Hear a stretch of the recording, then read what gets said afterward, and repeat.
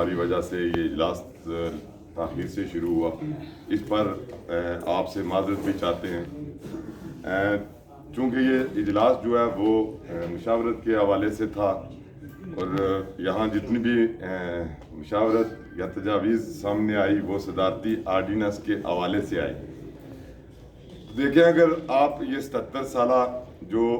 दौर है इस पर अगर आप नज़र दौड़ाएँ तो हर दौर में यहाँ की हुकूमतें जो है हमारी आवाज़ को दबाने के लिए वो काले कवानीन नाफज करते रहे। अगर आज से 9-10 साल पीछे आप जाएं तो 2015-16 में हमारी आवाज़ों को दबाने के लिए नेशनल एक्शन प्लान जो है वो यहाँ लगाया गया था और उसको भी हमने अपने पाँव तले रौंदा था। अब ये जो कानून जो है वो इस रियासत के अंदर और बिलखसूस जम्मू कश्मीर जॉइंट अवामी एक्शन कमेटी की इस आवाज़ को दबाने की जो यहाँ के नाइल और निखटू, मैं तो उनको मुंशी कहता हूँ, आप उनको हुक्मरान कहते हैं, क्योंकि उनकी औकात जो है वो मुंशियों से ज़्यादा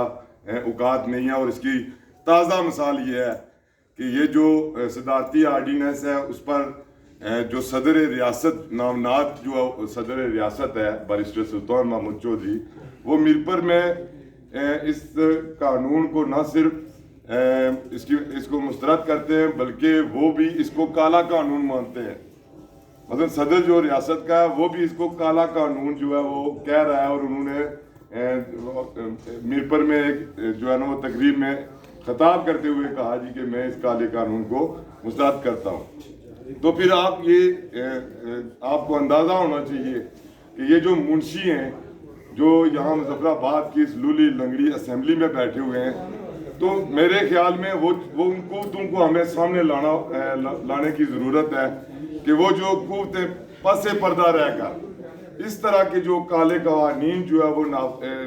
वो नाफज कर रहे हैं और हमारे मुंशियों को भी खबर नहीं होती है। तो यकीनन राशिद साहब ने एक बात कही थी जी कि पुंछ डिवीजन और मीरपुर डिवीजन में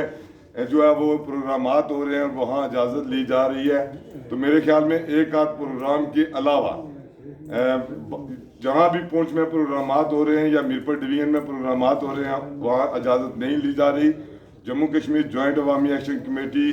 जो भी दोस्त जो है वो हमसे रब्ता करता है प्रोग्रामात के हवाले से और बिलखसूस सदारती आर्डीनेंस जारी होने के बाद जम्मू कश्मीर जॉइंट अवामी एक्शन कमेटी उनको यही कहती है कि अगर आप जो है वो बगैर इजाज़त के प्रोग्राम कर सकते हैं तो आप प्रोग्राम करें, अदरवाइज़ आप प्रोग्राम ना करें। वो एक आध प्रोग्राम हुआ है और वो भी वहाँ के दोस्तों ने मेरे ख्याल में सिक्योरिटी के हवाले से दरख्वास्त दी थी और वो सोशल मीडिया की ज़ीनत भी बनी थी। बाकी पुंछ डिवीजन के अंदर तो मेरे ख्याल में वहाँ वैसे भी जो है वो दरख्वास्त देने की या इजाज़त लेने की वहाँ रिवाज ही नहीं है जिस तरह मीरपुर डिवीजन में या मुजफ्फराबाद डिवीजन में था। तो एक बात जो मैं समझता हूँ कि मुजफ्फराबाद डिवीजन के अंदर अभी तक जो है वो वार्ड सतह की एक्शन कमेटियों का क़याम अमल में नहीं लाया गया या यूनियन कौंसिल लेवल की एक्शन कमेटियों का जो है वो क़याम अमल में नहीं लाया गया। तो हमें ज़रूरत जो है वो अपने आप को मुनज़्ज़म करने की है कि हम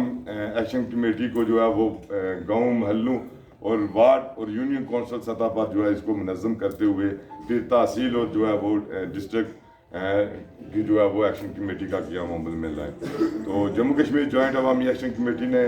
23 जनवरी की कॉल दी हुई है और यकीनन ये 23 जनवरी की जो लॉन्ग मार्च की कॉल है, यकीनन इस बार जो है वो रियासत जिस तरह के उसके अज़ाइम नज़र आ रहे हैं, जिस तरह उन्होंने ये सदारती आर्डीनेंस के एक काला कानून नाफज करने की कोशिश की, तो हज़ार और रुकावटें खड़ी करेंगे। और मैं ये समझता हूँ कि कौमी आज़ादी की तहरीक को अगर हम देखें तो वहाँ भी जो है वो मुजफ्फराबाद डिवीजन ने ही खून जो है वो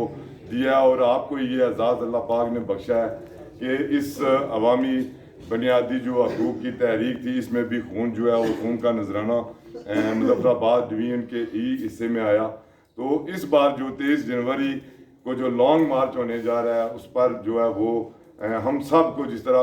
मीरपुर डिवीजन या पुंछ डिवीजन अपने काफिलों समेत